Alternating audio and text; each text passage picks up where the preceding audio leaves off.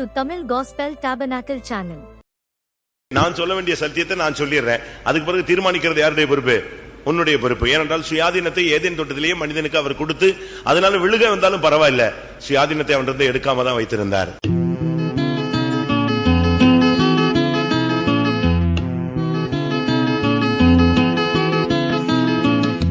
லூக்கா எழுதின சுவிசேஷம் Luke's Gospel 8ஆம் அதிகாரம் chapter 8 2ஆம் வசனம் verse 7 2ஆம் வசனம் verse 2.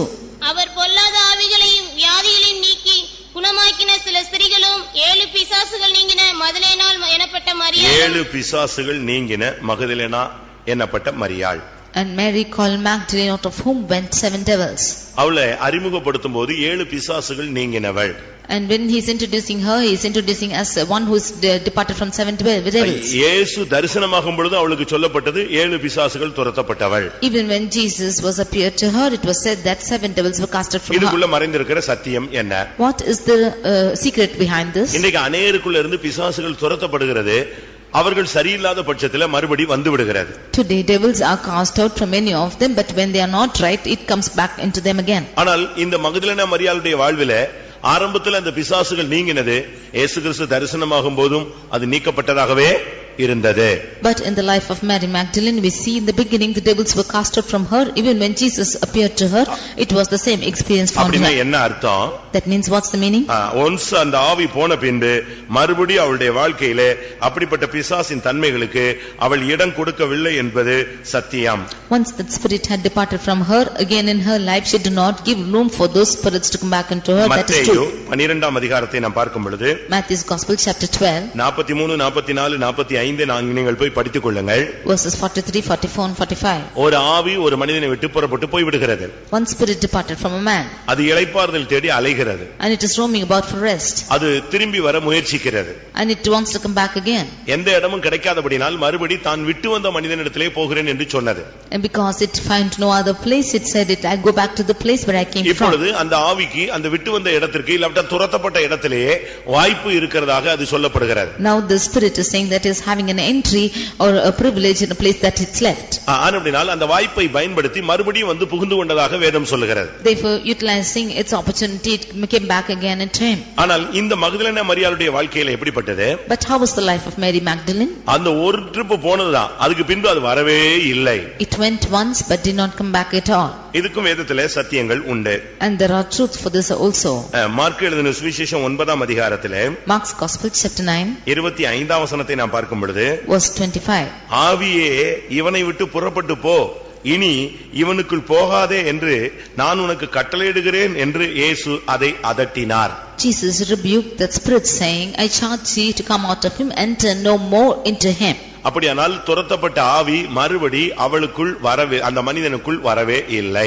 If so, that spirit which was chased out of him did not come into that man at all. இதிலிருந்து நாம் விளங்கிக் கொள்ளக்கூடிய சத்தியம் என்ன? From this what is the truth we ஒரு understand? மனிதனுக்குள்ளிருந்து துரத்தப்படுகிற வல்லமை மற்ற எந்த சூழ்நிலையிலும் திரும்பி வராதபடி அவனுடைய வாழ்வு பாதுகாக்கப்பட வேண்டியது அவசியம். The spirit which is cast out from any man in any situation, that it should not come back into him, he should preserve his life. இரண்டாவதாக Secondly, மார்க் 15:40 பார்க்கும் பொழுது Mark 15:40. அவளுடைய வாழ்வை குறித்து அடுத்த பகுதி என்ன சொல்லப்பட்டிருக்கிறது? What is the next aspect of her life said? அவருக்கு பின் சென்று ஊழியம் செய்து வந்த மகதலேனா மரியாள். And Mary Magdalene, who went behind him and served. பிசாசு நீங்கினால் மாத்திரம் ஒரு ஆளுக்கு தரிசனம் கிடைக்காது. And not only because the Satan is departing, he is appearing. இரண்டாவது அந்த மனிதன் கர்த்தருக்காக பின் சென்று ஊழியம் செய்ய வேண்டும். Secondly, that man should follow him and minister. விசுவாசி ஊழியர்கள் என்று வித்தியாசம் கிடையாது. The differentiation of the servants of God and believers are different. ஒரு தேவனுடைய பிள்ளையானால் அவன் நிச்சயமாய் கர்த்தருக்காக தன்னால் இயன்ற ஒரு ஊழியத்தை செய்ய வேண்டும். If he is the child of God, then to the extent possible he should do the ministry of God. அநேகர் ஊழியம் என்று சொன்ன உடனே ஊழியத்துக்கு காணிக்கை கொடுப்பது ஒரு ஊழியம் என்று எண்ணுகிறார்கள். Many of them, when they say it's a ministry, giving the offerings is a ministry, they say. அது ஒரு தேவனுடைய பிள்ளையினுடைய கடமை. That is the task of laid upon a child of God. ஒரு அந்நியன் கூட அந்த காரியத்தை செய்கிறான். Even a stranger does that work. கர்த்தரை அறியும் பொழுதோ தெய்வ பயம் வரும் பொழுதோ ஏதாவது செய்ய வேண்டும் என்று எண்ணும் பொழுது அவன் காணிக்கை கொடுக்கிறான். அப்படியானால் அவனுக்கும் உனக்கும் வித்தியாசம் என்ன? When he is knowing the Lord or having the fear of God, he wants to give offerings to God, then what is the difference between you and the stranger? உனக்கும் அவனுக்கும் உள்ள வித்தியாசம் என்னவென்றால் அவன் காணிக்கை கொடுப்பான், நீயும் காணிக்கை கொடுப்பாய். அவன் ஊழியம் செய்ய மாட்டான், நீயோ ஊழியம் செய்ய வேண்டும். The difference between you and him is he will give his offering, even so you will give, but he will not do the ministry, but you should do the ministry. உன்னால் இயன்ற, The extent possible, உன்னால் முடிந்த, to the extent you can, உன் பலத்துக்கு ஏற்றவண்ணமாக, according to your strength, உன்னுடைய அறிவுக்கு ஏற்றவண்ணமாக, according to your wisdom, உன்னுடைய அனுபவத்துக்கு ஏற்றவண்ணமாக, according to your experience, உன்னுடைய செல்வாக்குக்கு ஏற்றவண்ணமாக, according to the wealth, உன்னுடைய வசதிக்கு ஏற்றவண்ணமாக, according to facility, உனக்கு தேவன் கொடுத்த கிருபை வரங்களுக்கு ஏற்றவண்ணமாக, according to the gifts and talents given to தேவன் by உன்னை God, அழைத்த அழைப்புக்கு ஏற்ற விதமாக, according to your calling by God, உன்னை குறித்த தேவனுடைய தரிசனத்துக்கு ஏற்றவண்ணமாக நீ ஒரு ஊழியத்தை உன்னுடைய ஓட்டம் முடியறதுக்குள்ளே செய்து முடித்திருக்க வேண்டியது அவசியம். according to the vision that God has given to you, you should have done the ministry before the end of your race. உனக்கு பேச்சு திறமை கொடுக்கலாம், The Lord had given you the gift of உனக்கு அறிவுகள் கொடுக்கலாம், He would have given you wisdom, சில திறமைகளை கொடுக்கலாம், He would have given you talents, சில செல்வாக்குகளை கொடுக்கலாம். and He would have given you wealth. ஆனால் நீ அதன் மூலமாக ஒரு ஊழியத்தை செய்ய வேண்டும். But because of that you should do some ministry. இந்த மகதலேனாங்கிறதுக்கு இன்னொரு அர்த்தம் இருக்கிறது. The Magdalene has another meaning. பிரசங்க மேடை என்று அர்த்தம். It is said of the பிரசங்க மேடை, ஆல்டரா, all preaching altar. பிரசங்கம் பண்ற ஒரு மேடை தான் அந்த மகதலேனாங்கிறதுக்கு இன்னொரு அர்த்தம். The meaning of that Magdalene is preaching altar. ஒரு தேவனுடைய பிள்ளை சமயம் வாய்த்தாலும் வாய்க்காவிட்டாலும் திருவசனத்தை என்ன செய்யணும்? பிரசங்கம் பண்ண வேண்டும். A child of God, whether it is acceptable or not, he should declare the gospel. இவளுடைய வாழ்க்கையிலே முதலாவது 7 பிசாசுகள் துரத்தப்பட்டது. Firstly in her life, first 7 spirits were cast out. இல்லாவிட்டால் அந்த வல்லமைகள் நீங்கினது. All the spirits departed from her. அப்படிதான் வசனம் சொல்லுது, பிசாசுகள் நீங்கின அந்த பெண் அப்படின்னு சொல்லி இருக்கிறது. The next verse says that the spirits departed from her. ஒரு தேவனுடைய பிள்ளையிலிருந்து துரத்தப்படுவது ஒன்று, நீக்கப்படுவது ஒன்று. One from a child of God, the devils are cast out, and the next leads departing. ஒரு தேவனுடைய பிள்ளை இந்த நாட்கள்ல ரொம்ப கவனமாக இருந்து பிசாசுகள் நீங்கின ஒரு தன்மைக்குள்ளே நம்ம வர வேண்டும். A child of God should be very careful and come to the experience where the spirits are departing from him. மூன்றாவதாக, thirdly, மத்தேயு எழுதின சுவிசேஷம் Matthew's gospel, 27ஆம் அதிகாரம், chapter 27, 56ஆம் வசனத்தை பார்க்கும் பொழுது, verse 56. அவர்களுக்குள்ளே மகதலேனா மரியாள், அதாவது 55, 56ஐ பார்க்கும் பொழுது அநேக ஸ்திரீகள் அங்கே சிலுவையின் அருகே தூரத்தில் நின்று பார்த்து கொண்டிருந்தார்கள். And we can see in verse 55 and 56 that many women were standing beholding afar off the behind the cross. Magdalene மரியாளும் இருந்தாள். And in the midst of them was Mary Magdalene. சிலுவையின் தரிசனம் எப்பவும் இருந்தாதான் வருகையின் தரிசனம் உனக்கு இருக்கும். Only if you have the vision of the cross, you will have the vision of his coming. சிலுவை தரிசனம் இல்லாத ஒரு கிறிஸ்தவன் ரட்சிக்கப்பட்டான் என்று சொல்ல முடியாது. A Christian who is not having the vision of cross cannot be said that he is saved. சிலுவை தரிசனம் இல்லாதவன் மனம் திரும்பினான் என்று சொல்ல முடியாது. One who is not having the vision of Calvary cannot say that he is repentant. கிறிஸ்தவ சபைகள் இருந்தாலும் ரட்சிக்கப்பட்டாயா என்ற ஒரு கேள்வியை நாம் கேட்கிறோம். Therefore, even if you are in Christian churches, we ask if you are saved. கிறிஸ்தவ குடும்பத்துல பிறந்தாலும் ரட்சிப்பு இருக்கிறதா, மனம் திரும்புதல் இருக்கிறதான்னு கேட்கிறது காரணம் நீ சிலுவையை பார்த்திருக்கிறாயா என்று அர்த்தம். Although you are born in a Christian family, we ask the question if you are saved or you repented, because சிலுவை தரிசனம் கிடைக்காதவனுக்கு இயேசுவின் மகிமையின் இரண்டாம் வருகையின் தரிசனம் கிடைக்க வாய்ப்பே இல்லை. To the one who is not having the vision of the cross, he cannot have the vision of the second coming too. தூரத்தில் நின்று இந்த சிலுவையை பார்த்து கதறிக்கொண்டிருந்த ஒரு பெண்ணாக இவள் காணப்பட்டாள். She was found as the woman standing afar, often crying, looking at the cross. இவளுக்கு தான் இயேசு உயிர்த்தெழுந்த பின்பு முதல் தரிசனம் ஆனார். It was unto her that Jesus after his resurrection firstly கர்த்தருடைய பரிசுத்த நாமத்துக்கு மகிமை உண்டாவதாக. Glory be to the holy name of the Lord. இங்கே 7 பிசாசுகளை அவருக்குள்ளிருந்து துரத்தி இருந்தார். Here he had cast out 7 devils from out of her. இந்த 7 பிசாசுன்னு சொன்ன உடனே 7 பிசாசுன்னு 7 பெயர் என்று எடுத்துக்கொள்ள கூடாது. You cannot say that 7 devils means it's the 7 names. பிசாசுக்கு பல தன்மைகள், செயல்பாடுகள், குணாசீலங்கள் உண்டு. There are many characters, attitudes and the practices of devil. பல தன்மைகள் இருந்தாலும் அதுல பிரதானமானவைகள் 7. Of the many characters of devil, 7 are most prominent. வேதத்தின் அடிப்படையில் பார்த்தா அவனுக்கு பயங்கர பலவிதமான பெயர்கள் சொல்லப்பட்டிருக்கிறது. Under the aspect of the word of God, we see that the many names are given to it. ஒன்று சர்ப்பம் என்று சொல்லி இருக்கிறது. One thing it's called as the serpent. பெரிய வலு சர்ப்பம் என்று சொல்லி இருக்கிறது. It is called as the old serpent. பெரிய வலு சர்ப்பம். It is called as the old dragon. பெரிய வலு சர்ப்பம். It's called as the great dragon. அடுத்து பழைய பாம்பு. It's called as the old serpent. ஒன்று பெரிய வலு சர்ப்பம். One is a great dragon. அடுத்து பழைய பாம்பு. And the old serpent. பிசாசு. Devil. சாத்தான். Satan. சத்துரு. An enemy. பொல்லாங்கன். Wicked. சோதனைக்காரன். Tempter. இப்படி அவனுக்கு ஒவ்வொரு கட்டத்துல ஒவ்வொரு பேர்ல அவன் அழைக்கப்படுகிறான். Like this he is called by different names. ஒரே ஆள் தான். He is only one person. அவனுடைய தன்மைகளை உங்களுக்கு சொல்றேன். But the attitudes of him is different. முதலாவது குழந்தையாக இருக்கிறது. Firstly is a child. ஒருவன் சிறு பிள்ளையாக இருக்கிறான். One is a small boy. வாலிபனாய் மாறுகிறான். He is becoming a youth. குடும்பஸ்தனாய் மாறுகிறான். He is becoming a family member. தகப்பனாய் மாறுகிறான். He is becoming a father. வயோதிபனாய் மாறுகிறான். He is becoming old. விசுவாசியாக மாறுகிறான். He is becoming a believer. ஊழியனாக மாறுகிறான். He is becoming a servant of God. அதே ஆள் உலகத்துல இருந்தா கலெக்டரா மாறுகிறான். Or if he is in the world, he is called becoming collector. ஒரே ஆள் தான். It's one person. இது போல Like this. பிசாசு ஒரு ஆள் தான். Satan is one. அவனுடைய செயல்பாடுகள் அவனுடைய விதவிதமான தோற்றங்கள் நமக்கு புலனாகுகிறது. But his practices and appearances are different. வெளிப்படுத்தல் 12:9 அவனுக்கு 4 பெயர் சொல்லப்பட்டிருக்கிறது. In Revelation 12:9 there are 4 names given to him. பெரிய பாம்பாகிய பெரிய வலுசர்ப்பம், பழைய பாம்பு, பிசாசு, சாத்தான். ஒரே வசனத்துல 4 இது சொல்லப்பட்டிருக்கிறது. In one verse itself he is called as the great dragon, old serpent, devil and Satan. ஆதியாகமம் 3:1 அது சர்ப்பம் என்று அழைக்கப்படுகிறது. In Genesis 3:1 he is called as the serpent. அடுத்து யாக்கோபு 4:7 பிசாசு என்று அழைக்கப்படுகிறான். In James 4:7 he is called as the Satan.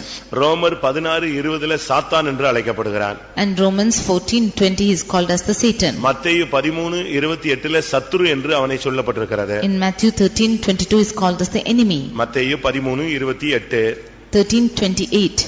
அடுத்து மத்தேயு 13:28 பார்த்தா பொல்லாங்கன் என்றும் சொல்லப்பட்டு எபேசியர் 6:16 பொல்லாங்கன் என்று சொல்லப்பட்டிருக்கிறது. In Ephesians 6:16 he is called as the wicked. மத்தேயு 4:13 பார்க்கும் பொழுது Matthew 4:13 அங்கே சோதனைக்காரன், மத்தேயு 4:3 பார்க்கும் பொழுது சோதனைக்காரன் என்று சொல்லப்பட்டிருக்கிறார். In Matthew 4:3 he is called as the tempter. இப்படி ஒவ்வொரு இடத்திலும் அவன் எப்படி வெளிப்பட்டானோ அதுக்கு ஏற்ற மாதிரி பெயர் சூட்டப்பட்டிருக்கிறார். Like this in every place however he appeared his names are given. உங்கள்ட்ட எப்படி அவன் டீல் பண்றான் பாருங்க. See how he is dealing with you. பழைய பாம்பா, ஒரு சிலர் எல்லாம் பாம்பை பார்த்தேன்னு சொல்லுவாங்க. Some of them say that they have seen a serpent. அந்த பாம்பு தரிசனம் கிடைச்சது, சொப்பனம் கிடைச்சதுன்னா அதுக்கு பிறகு குழப்பங்கள் நீடிக்கும். If they had seen the vision of a dragon or a serpent, then the confusions will depart. உங்களுக்கு எப்படிப்பட்ட தரிசனங்கள்லாம் அவனுடைய தோற்றங்கள்லாம் தென்படுது? How are these appearances coming to you? ஒரு சிலருக்கு வாழ்க்கையில எப்பொழுதும் டெஸ்ட் தான், சோதனை தான். Some of them always they have a test in their life. ஒரு சிலருக்கு எப்பொழுதும் சந்தேகம், குழப்பம், ஏதாவது ஒண்ணு பிறந்துகிட்டே இருக்கும். அதாவது களையை யாரு விதைச்சிருவா? சத்துரு விதைச்சிருவான். In some of them always doubts and confusions are arising and the tares are being sown by the wicked. யார் இதை விதைத்தால் களையேன்னு கேட்டா சத்துரு அதை விதைத்தான். If you should ask as to who had sown this weed, then he will say that is the enemy. இந்த புருஷன் மனைவிக்குள்ள இந்த ஆவி வரும்போது தான் களை விதைச்சிட்டு போயிடுறான். When the spirit coming into the husband and wife, he is sowing tares. இந்த பிசாசு உங்களுக்கு எப்படி வெளிப்படுறான்? See how devil is appearing to you. ஒரு சிலர் சொல்றாங்க ஏதோ ஒன்னு அமிக்கிடுச்சுன்னு சொல்றாங்க. Some of them say that something came and just pushed them off. என்னால ஒண்ணுமே பேச முடியல, யாரையும் எழுப்ப முடியல அப்படிலாம் சொல்றாங்க இல்லையா? They say that they cannot speak anything or call out to anyone. உங்களிடத்துல அவன் எப்படி வருகிறான்? How is he coming to you? மத்தேயு 4 பார்க்கும் பொழுது இயேசுவினிடத்துல வரும் பொழுது சோதனைக்காரனாக வந்தான். In Matthew's Gospel chapter 4, when coming to Jesus, he came as the tempter. இயேசு ஊழியத்தை முடிக்கும் பொழுது ஒரு விசை வரும் பொழுது அவன் உலகத்தின் அதிபதியாய் வந்தான். When Jesus was finishing his ministry, he came as the author of the world. இப்படி ஒவ்வொரு விதங்களிலே தன்னை வெளிப்படுத்துகிறதை நீங்கள் வேத வசனத்தின் ஆதாரத்திலே பார்க்க முடியும். Like this, from the view of the word of God, we can see that he is revealing himself in different ways. இப்பொழுது நம்முடைய சப்ஜெக்ட்டுக்கு வருவோம். Now let's come back to our subject. இப்பொழுது 7 பிசாசுகள். Now 7 devils. இல்லாவிட்டால் 7 பிசாசின் தன்மைகள். Or the 7 aspects of devil. அவனுடைய குணாசீலங்கள். And his characters. இல்லாவிட்டால் அவனுடைய செயல்கள். Or his works. இல்லாவிட்டால் அவனுடைய புத்தி. Or his knowledge. இதுதான் அவன் செயல்படுத்தக்கூடிய வல்லமை. This is what his aspect of revealing himself. நாம கொஞ்சம் ஷார்ட் டைம்ல இந்த 7ஐயும் நம்ம பார்க்கலாம். We will see of these 7 things in very shortly. யாரா இருந்தாலும் இந்த 7 தன்மை நீங்கினவன் தான் தரிசனத்தை பார்க்க முடியும். Whoever it is, whoever has got rid of these 7 aspects can see visions. இந்த இதுல 7ல ஒன்னு நீங்களாட்ட கூட உங்களுக்கு அந்த தரிசனம் கிடைக்காது. Even if one of these is not departing from you, you will not have vision. ஒரு சிலர் எல்லாம் ஃபர்ஸ்ட் கிளாஸ்ல மார்க்க அழகா மெயின்டைன் பண்ணிட்டே வருவாங்க. லாஸ்ட் செமஸ்டர்ல ஒரு பேப்பர் நெஞ்சிரும் போய்டும். Some of them will maintain their first class mark even until the last semester, but in the last semester they will lose it in one paper. கடைசில என்னது? Finally what will happen? Arrear இருக்கான்னு கேட்பாங்க. They will ask காலேஜ்ல படிக்கிறவங்க மெயினா கேக்குறதே இந்த question தான். Those of them who are studying in colleges, this is the main question asked if you have arrears. ரொம்ப படிக்கிற நல்லா படிக்கிற பையன்ட்ட தான் நீங்க எவ்வளவு பெர்சன்டேஜ் கீப் அப் பண்ணிட்டு வரீங்கன்னு கேட்பாங்களே தவிர மத்ததுக்கெல்லாம் கேக்குறதெல்லாம் முழிக்கிற மொழியை பார்த்த உடனே கேக்குற क्वेश्चन என்னது? அரியர்ஸ் இருக்கா?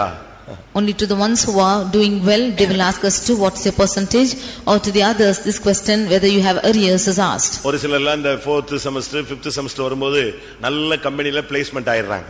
Some of them in the 4th or the 5th semester they are placed in good companies. அப்படிதானே? கடைசி பாத்தீங்கன்னா கடைசி செமஸ்டர்ல ஏதாவது ஒன்னு நிஞ்சிரும் போய்டும். அவனுக்கு இந்த பிளேஸ்மென்ட் ஆன அந்த கம்பெனில என்ன கிடைக்காது? வேலை கிடைக்காது. In the last semester he might lose in any paper and he will not get the job in that company. முதலாவதாக Firstly, ஆதியாகமம் 3:1 பார்க்கும் பொழுது இவனுடைய தந்திரத்தை நாம் பார்க்கலாம். Genesis 3:1 we see that his deception. அங்கே சொல்லி இருக்கிறது சர்ப்பமானது மிகவும் தந்திரம் உள்ளதாய் இருந்தது. It is said that the serpent is so much of deceptive. முதலாவது அவனுடைய சுபாவம் அவனுடைய செயல் அவன் தன்னை வெளிப்படுத்தும் போது சர்ப்பமாக வெளிப்பட்டான். அவன் வெளிப்படுத்தின முதல் சுபாவம் தந்திரம். His first attitude where he is revealing himself is as a serpent and he is more subtle. கவனமாக இருக்கணும். We should be more careful. அதனால இயேசு கிறிஸ்து தம்மை பின்பற்றி வந்த ஜனங்களை பார்த்து சொன்னார், நீங்கள் சர்ப்பத்தை போல எப்படி இருங்க? வினா உள்ளவர்களா இருங்கள், தந்திரத்தை ரொம்ப கவனமா கவனிச்சுக்கோங்கன்னு சொன்னார். Therefore Jesus looking at the ones who followed him said, you be wise as serpents, you be more subtle. இந்த விஷயத்துல ரொம்ப நம்ம கவனமாக இருக்கணும். We should be very careful in this matter. அதாவது பெரிய பெரிய ஆளுங்களை எல்லாம் ஏமாத்திடுவான். He is cheating even great people. ஆதாமையும் ஏமாத்திட்டான், ஏவாளையும் ஏமாத்திட்டான். ரெண்டு பேருமே மனிதர்கள் அல்ல, மனிதர்கள்னு பேர் தான். உருவாக்குனது யாரு? டைரக்டா ஒரு தேவனால் உருவாக்கப்பட்டு அங்க நின்றவர்கள். He is deceiving both Adam and Eve, although they were not human beings, they were directly created by God. அவர் டைரக்டா அந்த ஜீவ சுவாசத்தை அவனுக்குள்ள என்ன செய்றாரு? ஊதுறாரு. He breathed in him directly the breath of his nostrils. அப்படிப்பட்ட ஒரு தெய்வீக ஒரு அனுபவம். That such a divine character. அவனையே இந்த தந்திரத்துல நெஞ்சிட்டான், விள வச்சிட்டான். He made them to deceive even they were who in such a experience. நமக்குள்ள இந்த தந்திரம் இருக்கா? Do we have the subtlety? தந்திரமான சுபாவம் இருக்கா? Do you have the subtle nature? சர்ப்பமானது தந்திரம் உள்ளதா இருந்தது. Serpent was more subtle. 2 கொரிந்தியர் 2ஆம் அதிகாரம் 11ஆம் வசனத்தை பார்க்கும் பொழுது 2 Corinthians 2:11 அங்க என்ன சொல்லப்பட்டிருக்கிறது? What is said there? அவனுடைய தந்திரங்கள் நமக்கு தெரியாதவைகள் அல்லவே. We are not ignorant of his devices. சாத்தானுடைய தந்திரத்தை நீங்க ஃபர்ஸ்ட் அனலைஸ் பண்ண வேண்டியது அவசியம். Firstly, you should understand the subtlety of devil. இது ரொம்ப டெக்னிக்கலா கிரியேட் செய்யும். This will technically work. 2 கொரிந்தியர் 11:3 படி பார்க்கும் பொழுது 2 Corinthians 11:3 சர்ப்பமானது தன்னுடைய தந்திரத்தினாலே ஏவாளை வஞ்சித்தது போல, as serpent did beguile evil by his subtlety. இந்த தந்திரம் என்ன அர்த்தம் தெரியுமா? What is the meaning of this subtlety? இந்த தந்திரத்துல செய்யற மெயின் காரியம் என்னன்னா மனதை கெடுத்தல். The main thing done by this subtlety is to spoil your mind. உங்கள் மனதும் கிறிஸ்துவை பற்றிய உண்மை நின்று கெடுக்கப்படுமோ என்று நான் பயந்திருக்கிறேன். I am afraid lest your minds should be corrupted from the simplicity that's in Christ. மைண்ட்ல தவறான காரியங்களை பதிப்பித்தல். He will bring wrong thoughts in your mind. இந்த பிரெயின் வாஷிங் சொல்றாங்க பாத்தீங்களா? They will see brainwashing. தவறான கொள்கைகளை உள்ள கொண்டு வந்து நுழைக்கிறது. It will bring wrong attitudes into your mind. அவன் கேட்டா தேவன் ஏதாவது சொன்னது உண்டோ? He asked, did God say anything? அவன் தன்னுடைய கான்வர்சேஷனை ஸ்டார்ட் பண்றான். See how he is beginning his conversation. தேவன் ஏதாவது புசிக்க வேண்டாம் என்று தேவன் சொன்னது உண்டோ? Had God said that he shall not eat of anything? அடுத்து இவங்க என்ன செஞ்சிட்டாங்க? Then what did they do? அப்பாலே போ சாத்தானே நெஞ்சிருக்கணும், சொல்லிருக்கணும். They should have said, get behind Satan. உடனே அவங்க கூட உட்கார்ந்து காபி கொடுத்து உட்கார்ந்து பேச ஆரம்பிச்சாச்சு. Immediately giving him a coffee, they began to speak. அவ்வளவுதான். பேச ஆரம்பிச்சு கொஞ்ச நேரத்துல அவன் தவறான ஒரு உபதேசத்தை சொல்லி கொடுத்துட்டான். And speaking to him for some time, he gave a wrong doctrine. நீங்கள் இதை புசிக்கும் நாளில் நீங்கள் தேவனை போல மாறுவீர்கள். On the day you shall eat of it, you shall be as gods. அதனால தான் இந்த உபதேசத்தை தவிர வேற உபதேசத்தை கொண்டு வந்தா வீட்டுக்குள்ளேயே விடாதேன்னு யோவான் சொன்னதுக்கு காரணம் இதுதான். That is why John is saying, if other than this doctrine anybody brings other doctrine, you do not enter them house. தந்திரமான போதகங்கள் என்று வேதம் சொல்லுகிறது. Because it is said of erroneous doctrines. அது ரொம்ப கவனமாக இருக்க வேண்டும். You should be very careful of this. எபேசியர் 4:14ல Ephesians 4:14 பலவிதமான தந்திரமான போதகமாகிய காற்றுகள் என்று சொல்லப்பட்டிருக்கிறது. We see the slate of every wind which is wrong doctrine. பிசாசுடைய ஃபர்ஸ்ட் தாக்குதலே உபதேசத்துல குளறுபடிகளை உண்டு பண்ணுவது. The first attitude of Satan is to bring erroneous doctrines. வேத புரட்டுகளை உள்ளே கொண்டு வருவது. To bring wind of doctrine into it. இதுல நடக்கிற சம்பவம் என்னன்னா கிறிஸ்துவை பற்றிய உண்மை நின்று நம்முடைய மனம் கெடுக்கப்பட்டு விடும். And whereby we are deceived from the truth of Christ. அதுபோல like this. நமக்குள்ள இந்த தந்திரம் இருக்கவே கூடாது. We should never have this subtlety in us. யாருடைய மனதை நமக்கு எடுக்க கூடாது. We should never spoil anyone's mind. ஒரு அந்நியனுடைய மனதை, யாருடைய மனதையோ, ஊழியக்காரங்களையோ விசுவாசிகளுடைய மனதையோ நாம கெடுக்க கூடாது. Whether it be a stranger, believer or a worker, we should not spoil their minds. பிசாசுனுடைய ஃபர்ஸ்ட் ஆயுதமே தந்திரம் தான். The first weapon of devil is subtlety. ரொம்ப டெக்னிக்கலா பேசுவான். He will speak technically. பேச பேசதான் பாவம் பெருகுதுன்னு பைபிள் சொல்லுது. The word of God says that as you keep speaking, sin சொற்களின் மிகுதியில் பாவம் இல்லாமல் போகாது. In the abundance of words there will not be sin. ஆகாத சம்பாஷணைகள் நல்லொழுக்கங்களை கெடுக்கும். Wrong conversation will bring wrong manners. எதையுமே நீங்க அதிகமா பேசாம இருப்பது நல்லது. It's good that you do not speak much in anything. நீங்கள் தந்திரசாலிகளாக மாறக்கூடாது. You should not be subtle. இன்னைக்கு இந்த தந்திரங்கிற ஒரு ஆவிக்கு நீங்க இடம் கொடுத்துட்டீங்கன்னா, இந்த ஆவி நீங்காத பட்சத்துல உங்களுக்கு தரிசனம், வருகையின் தரிசனம் கிடைக்காது. If you do not remove this subtlety, then you cannot have the vision of his coming. நல்ல ஆவிக்குரியவங்களை நீங்க கெடுத்துட்டீங்கன்னு சொன்னா அது உன்னுடைய தந்திரம். இந்த தந்திரம் உள்ள ஆளுக்கு தரிசனம் கிடைக்காது. If you would spoil good spiritual people, then it's because of his subtlety, and to the ones who are subtle you will not have visions. அந்த சர்ப்பத்துக்கு கிடைச்சதான சாபம் என்ன? சர்ப்பம் தப்பிடுச்சா? சாபம் கிடைச்சதா? The curse of the Satan which was given, is it escaped of them? சர்ப்பத்துக்கு சாபம் கிடைச்சதா கிடைக்கலையா? Was serpent given its curse or not? அப்ப தந்திரத்தினுடைய பிரதிபலன் என்ன? சாபம். Then the reflection of subtlety is curse. சாபத்தை பெற்றுக்கொண்டவர்களுக்கு இயேசு தரிசனமாக முடியாது. Those of them who have received the curse, Jesus will not appear to them. நீங்க தந்திரமா யார்கிட்டயாவது பேசிருக்கீங்களா? Have you subtly spoken to anyone? சொத்து விஷயத்துல, in the matter of your property, the property in your land, in your houses, பணம் காரியங்களிலே, in your money matters, ஊழியத்திலே, in your ministry, வசனத்திலே, in your word, உபதேசத்திலே, in the doctrine, எங்கேயாவது தந்திரமான உபதேசம் நீங்கள் பண்ணக்கூடாது. You should not pronounce any wrong doctrine anywhere. கர்த்தருடைய வார்த்தைகளை அப்படியே நீங்க சொல்லி பாருங்க. You declare the word of God just like that. அதனால இந்த விஷயத்துல ரொம்ப கவனமாக இருக்க வேண்டும். Therefore you should be very careful in this matter. என்னிடத்துல யார் வந்து கேட்டாலும் இது எப்படி அது எப்படின்னா உனக்கு கர்த்தர் பேசினா நீ எங்கனாலும் போயிட்டே இருக்கலாம்னு சொல்றேன். If anybody asks us anything, if the Lord will speak to you, we'll ask you to go anywhere. தேவ ஆவி இருக்கு, நான் சொல்ல வேண்டிய சத்தியத்தை நான் சொல்லிடுறேன். அதுக்கு பிறகு தீர்மானிக்கிறது யாருடைய பொறுப்பு? உன்னுடைய பொறுப்பு. ஏனென்றால் சுயாதீனத்தை ஏதேன் தோட்டத்திலேயே மனிதனுக்கு அவர் கொடுத்து, அதனால விழுக வந்தாலும் பரவாயில்லை, சுயாதீனத்தை அவனிருந்து எடுக்காம தான் வைத்திருந்தார். You have the Spirit of God within you, and the Lord has given you the liberty to choose your option. Although he is fallen, the Lord has not taken away its option. ஒரு போன வாரம் ஒரு சகோதரன் வந்திருந்தார், இந்து சகோதரன். Last week a Hindu brother came. அவர் பேசிட்டு இருக்கும்போது அந்த சாத்தானை ஒரே ட்ரிப்ல அழிச்சிட்டா. When he is speaking, he said, if you should destroy Satan at one stretch. இன்னொருத்தர் ஒரு நாள் ஒரு பேசிட்டு இருக்கும்போது சொன்னாரு, இந்த ஆதாம் ஏவாள் தப்பு பண்ணிட்டாங்க, ரெண்டு பேரும் அப்படி காலி பண்ணிட்டு வேற ரெண்டு பேரை release பண்ணிருக்கமே. When Adam and Eve had done this wrong, if they both were destroyed and other people were created. அப்ப உனக்கு ரெண்டு பிள்ளை வந்து ரெண்டு பிள்ளையும் கெட்டு போயிடுச்சுன்னா கொன்னுட்டு அடுத்த பிள்ளை பெத்துக்குவியா? If you have two children and they are dead, will you destroy them and beget other children? அப்படி அல்ல. That's not so. அவன் சாத்தான், அவன் விழுந்துட்டான், ஆனா அவன் தூதன்.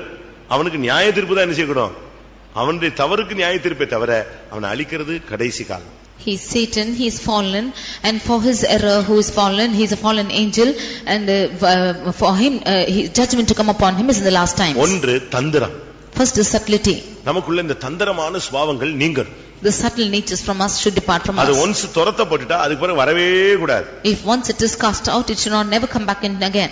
இந்த தந்திரமுள்ள ஸ்திரீ என்று நீங்கள் நீதிமொழிகள்ல பார்க்கலாம். In the Proverbs you can see of the subtle woman. நாம அப்படிப்பட்ட ஆளுங்களா இருக்கவே கூடாது. We should not be found as such persons. சபைக்கு கூட யாரையும் நீங்க தந்திரமா பிடிச்சிட்டு வர வேண்டிய அவசியம் இல்லை. Don't bring anyone by subtlety into the church. நம்ம அப்படிப்பட்ட காரியங்கள் செய்ய வேண்டியதே இல்லை.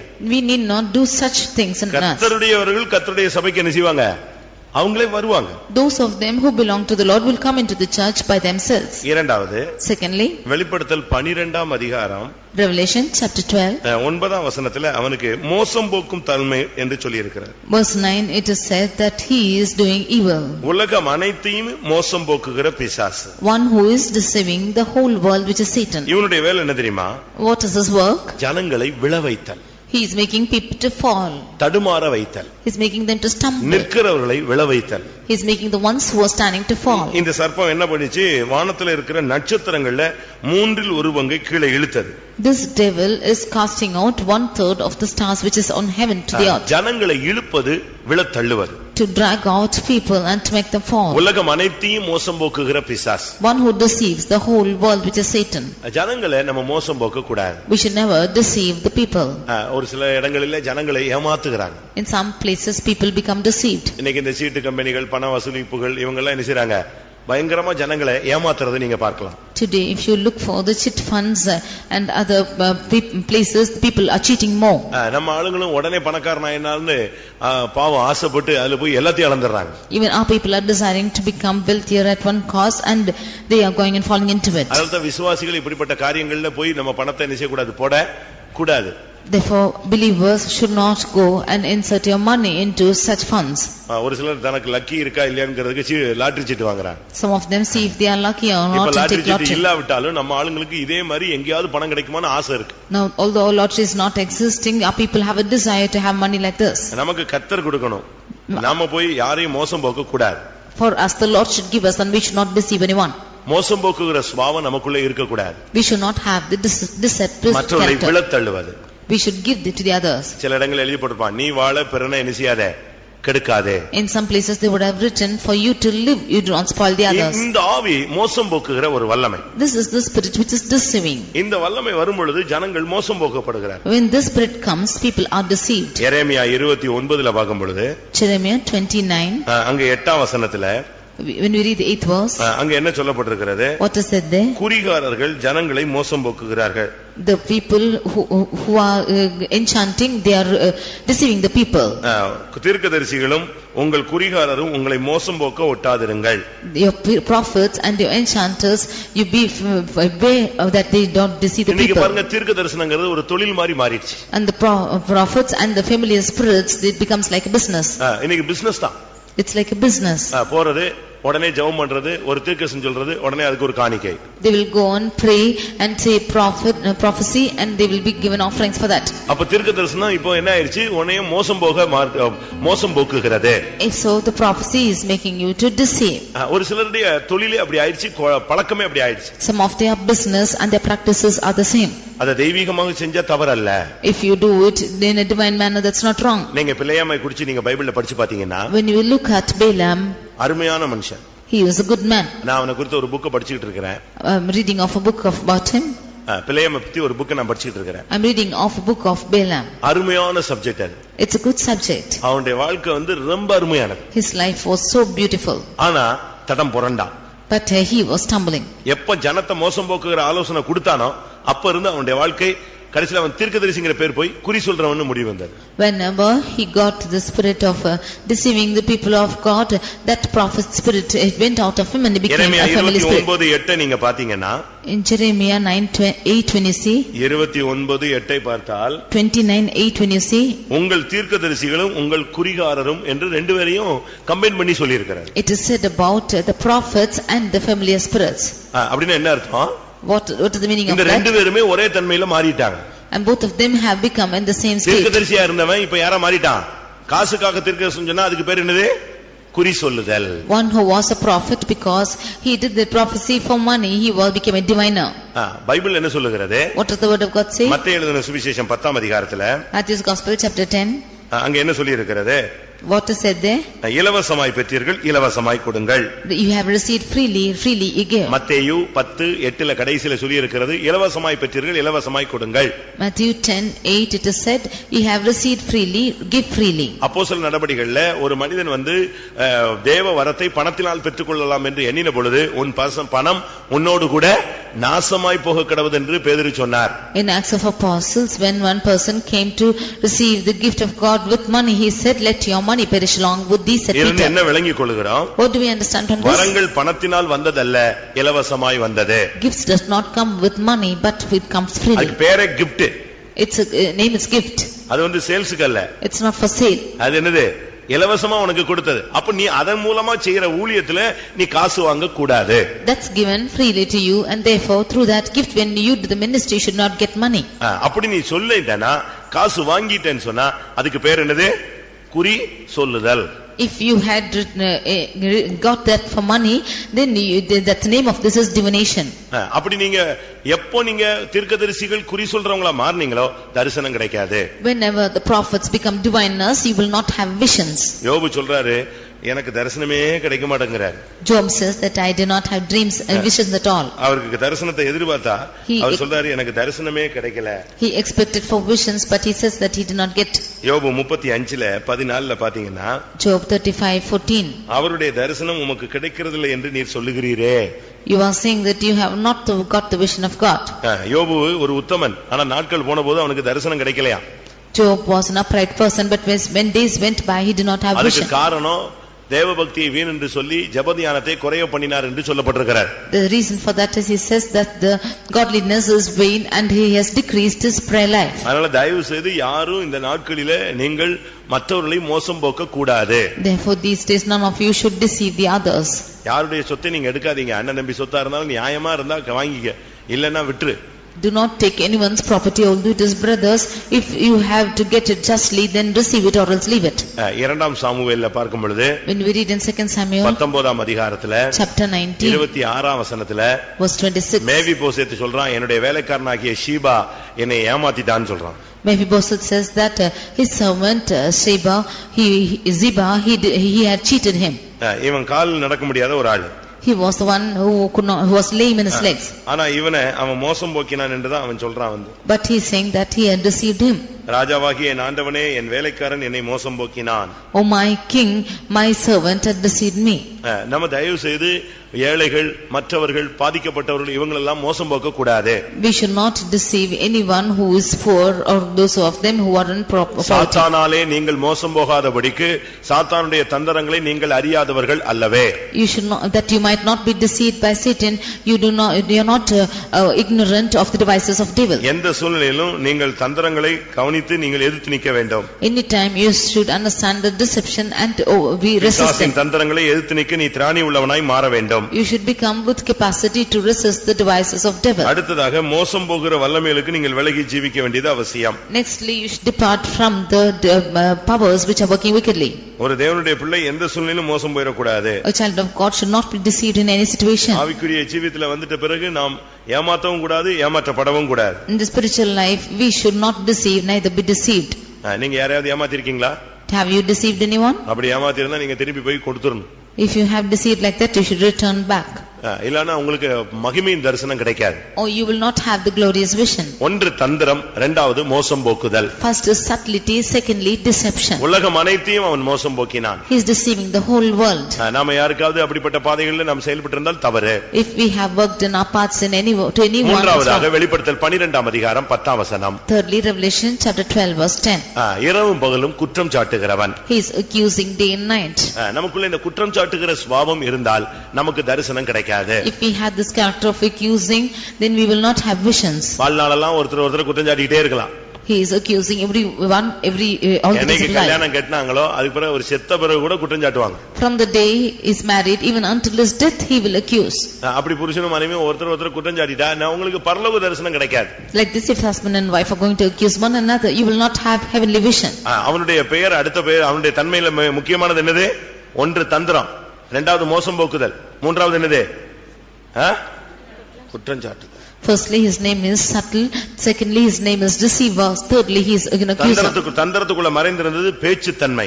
And that which is in subtlety is his talent of speaking. தந்திரத்துக்குள்ள மறைந்திருந்தது பேச்சு தன்மை. That which is hidden in this subtlety is the talent of speaking. இரண்டாவது மோசம் போக்குற தன்மை. Secondly, it's the spirit of deception. அவனை விழ தள்ளிறதா. To make him fall. ஒருத்தனை ஒண்ணுமே இல்லாம ஆக்கிறது. To make him nothing at all. தயவு செய்து ஒருத்தரை அப்படி நீங்க அழிக்கணும் நீங்க முயற்சி எடுக்கவே கூடாது. You should never make efforts to destroy anyone. அந்த ஸ்பிரிட் உனக்குள்ள வந்துருச்சுனா அவனை கண்டாலே உனக்கு ஆகாது. If that spirit comes into you, when you look at him, அவனை கண்டா உனக்குள்ள இன்னொரு பிசாசு வந்துரும். When you look at him, another spirit will come into you. நீ நினைக்கிறது அவனுக்குள்ள இருக்கிற பிசாசு துரத்துறோன்னு. அது இல்ல. மற்றவங்க சொன்னாங்க இயேசுவை பார்த்து பிசாசை வச்சு என்ன செய்றான்? பிசாசை துரத்துறான். அதே மாதிரி தான் உங்க ஆயிடும்.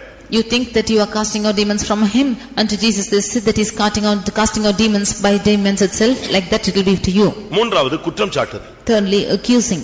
அதுக்கு டைம் சொல்லி இருக்கு. என்னது? இரவா பகலா?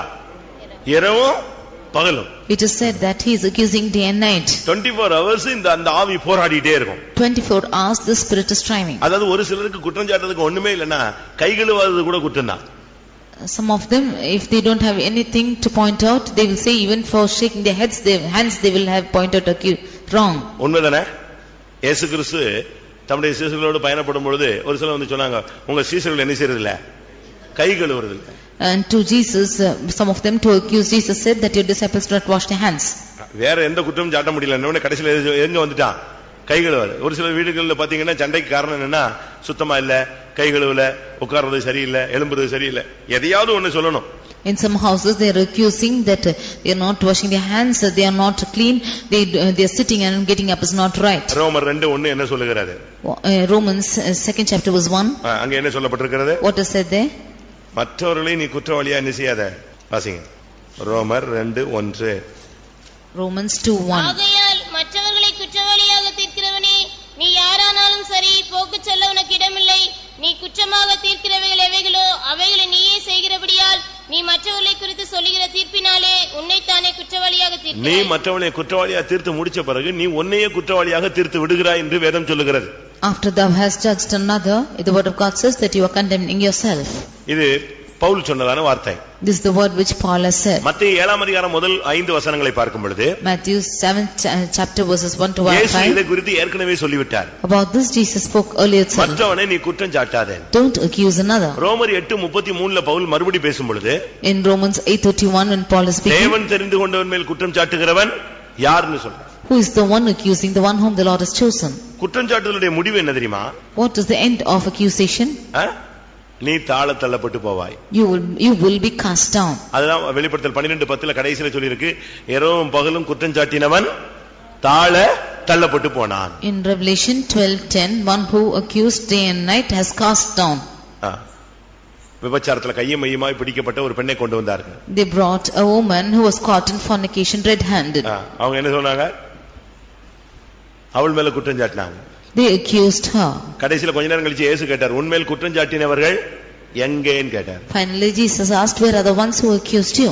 லூக்கா எழுதின சுவிசேஷத்துல In Luke's gospel 23:10ல பார்க்கும் பொழுது, chapter 23 verse 10, ஒரு குரூப் நின்னுகிட்டு இயேசு மேல விடாம குற்றம் சாட்டிட்டே நின்றார்கள். a group of people standing beside Jesus kept accusing.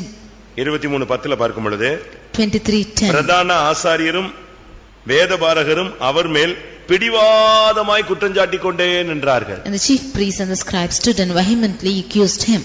விடாம எரிஞ்சிட்டே இருக்கான். பிரதான ஆசாரியன் சொல்றான், வேதபாரகன் சொல்றான், மாத்தி மாத்தி மாத்தி மாத்தி பிடிவாதமா சொல்லிட்டே இருக்கான் அதே குற்றச்சாட்டு. The chief priests and the scribes continuously are accusing him of the same. இந்த ஆவி உங்களுக்குள்ள நமக்குள்ள யாருக்குள்ள இருக்குறா? Are we having the spirits in us? இது 24 hours இரவும் பகலும் இல்ல, சமயம் வரும் பொழுது வருகிறது. These are not found 24 hours, but when time comes it's appearing. அப்படிதானே? Is it not so? அதுக்காக ஒண்ணுமே கேட்க கூடாதா, குறைய கூட சுட்டி காட்ட கூடாதா? நல்ல மனைவி குறைகளை சுட்டி காட்ட வேண்டும். நல்ல கட்சினா எதிர்கட்சினா என்ன செய்யணும்? குறைய கரெக்டா சொல்லணும் அப்படிலாம் சொல்லுவாங்க. For that should we not say of their faults at all. If it's a good wife or a good family, then you should say of their faults also.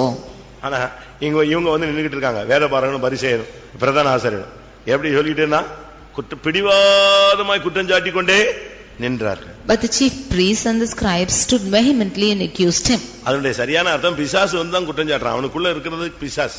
The right meaning of this is Satan only is accusing. குற்றம் சாட்டுகிற சுபாவம் நின்னாதான் உனக்கு கர்த்தர் தரிசனம் ஆவார். Only if this character of accusation stops, then the Lord will appear to you. அந்த மகிமையின் தரிசனம் உனக்கு கிடைக்கணும்னு சொன்னா இந்த தந்திரமான பேச்சு, டெக்னிக்கலா பேசுறது, அடுத்து யாரையாவது ஏமாத்துறது, மூணாவது குற்றம் சாட்டுகிறது. If you need this if you need this glorious vision, then you should lose this subtlety. Secondly, deception, and thirdly, accusation. பாவம் அறியாதவர், one who knew no sin, செய்யாதவர், one who did no sin, பாவம் இல்லாதவர், one who has no sin. ஆனா இவர் மேல பிடிவாதமா குற்றம் சாட்டிட்டே இருக்கான். But they kept vehemently accusing him. அது மாதிரி சில புருஷன்மார் தவறே செஞ்சிருக்க மாட்டாங்க, சில மனைவிமார் தவறே செஞ்சிருக்க மாட்டாங்க, சில பிள்ளைகள் தவறே செஞ்சிருக்க மாட்டாங்க, சில ஊழியக்காரங்க தவறே செஞ்சிருக்க மாட்டாங்க.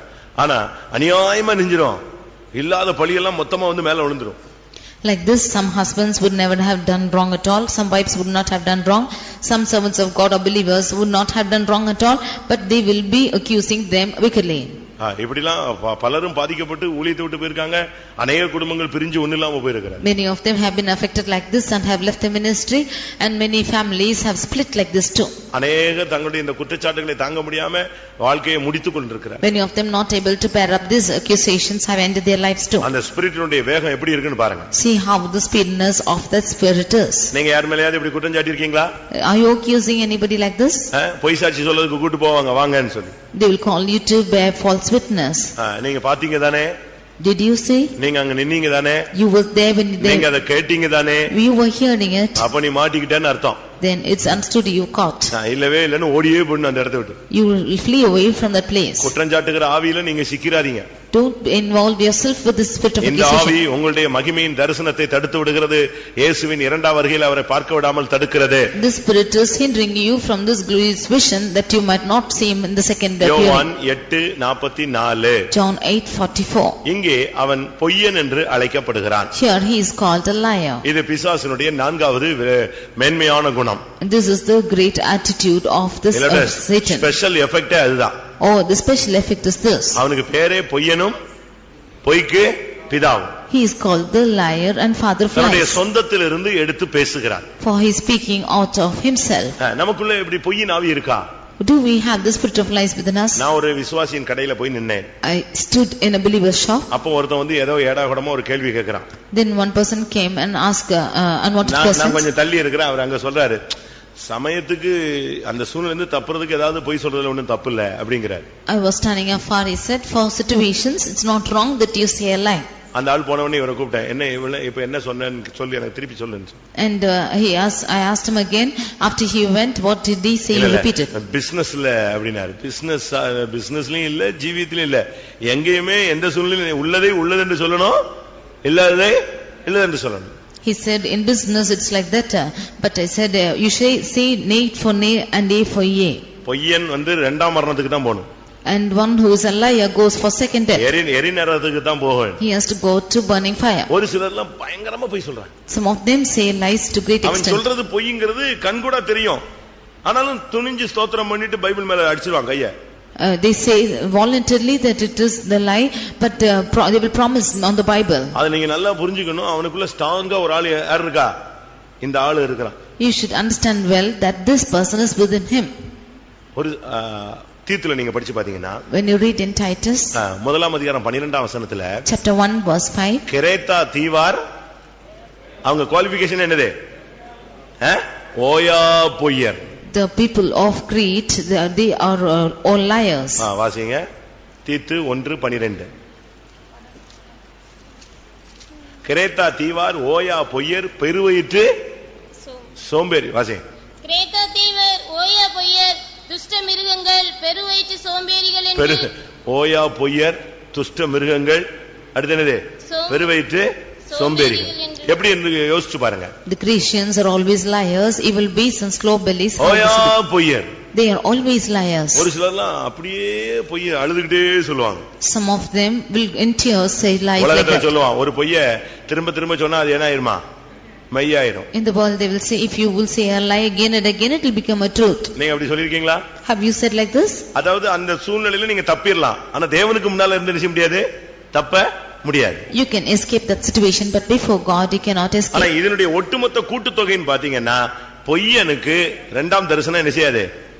வருகையின் தரிசனம் கிடைக்காது. But collectively for a liar he will not have the vision of the second appearance. எக்காள சத்தம் கேட்காது. He will not hear the sound of the trumpet. இந்த பொய் சத்தம் அந்த எக்காள சத்தத்தை of ஆக்கிடும். This voice of lies will put off the sound of the trumpet. பொய்யனை மறுரூபப்படுத்த முடியாது. A liar cannot be transformed. Gehazi ஒரு அருமையான ஊழியக்காரன். Gehazi was a good servant. வந்து நிக்கிறான். He is standing. எலிசா கேக்குறான், நீ எங்கே இருந்து வருகிறாய்? And Elisha asked, where are you coming from? நான் எங்கும் போகவில்லை. He says, I didn't go anywhere. ஒரே பொய் தான். One lie. அவ்வளவுதான். That's all. நீ புறப்பட்டு போகலாம். அந்த அவன் விட்டு போனதான குஷ்டரோகம் உன்னை பிடிப்பதாக. He says, I didn't go anywhere, and therefore the leprosy which he left, let it come back on you. நம்முடைய பொய்யை பாத்தீங்களா? See how lies are? நம்முடைய ஜீவியத்தில் இந்த பொய் தான் நம்முடைய ஜீவியத்தில் அநேகருடைய நன்மை இந்த உலகத்திலும் கெடுக்குது, மறுமையிலும் கெடுக்குது. In many of our lives, these lies are spoiling our life in this world and also in eternity. இந்த பொய் உள்ள வரும் பொழுது, when this lies entering us, நமக்குள்ள ஆவிக்குரிய மரணம் உண்டாகும். Spiritual death is costing us. அப்போஸ்தலர் நடபடிகள் 5ஆம் அதிகாரத்துல Acts chapter 5, இந்த அனனியா போய் சொல்றான். Ananias is lying.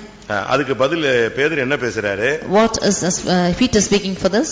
3ஆம் வசனத்துல Verse 3. பரிசுத்த ஆவியினிடத்தில் பொய் சொல்லும்படி சாத்தான் உன் இருதயத்தை நிரப்பினது என்ன? Why had Satan filled thine heart to lie to the Holy Ghost? அப்ப பரிசுத்த ஆவியினிடத்துல நீ பொய் சொல்ற, ஏன்ட்ட பொய் சொல்லல? Then why are you lying to the Holy Ghost? அப்ப பொய் சொல்லும்படி உன் இருதயத்தை அவன் நிரப்பி விட்டான். Then he has filled thine heart to lie. 4ஆம் வசனத்தினுடைய கடைசி பகுதியில Verse 4, the last நீ portion. மனுஷரிடத்தில் அல்ல தேவனிடத்தில் பொய் சொன்னாய். Thou hast not lied unto men but unto God. இந்த வார்த்தைகளை கேட்கவே அவன் விழுந்து ஜீவனை விட்டான். Even as he heard these words, he fell down and gave up his அப்ப பொய் ghost. சொல்லும் பொழுது நித்திய ஜீவன் உனக்குள்ளே மரிக்கிறது. Then when you say a lie, eternal life is lost in you. இப்ப 4வது தன்மை பொய்யே. The fourth attitude is lies. இது நீங்கினாதான் உனக்கு வருகை அந்த தரிசனம் கிடைக்கும். Only if this is departing, you will have the vision of his coming. 5ஆவதாக Fifthly, யோவான் 8:44 John 8:44. அவன் மனுஷ கொலைபாதகனாய் இருக்கிறான். He is a murderer. தன் சகோதரனை பகைக்கிற எவனும் மனுஷ கொலைபாதகன். One who is hating his brother is a murderer. அன்பு இல்லாதவன் கொலைபாதகன். One who is not having love is a murderer. அன்பு இல்லாதவனுக்கு வருகையிலே தரிசனம் கிடைக்காது.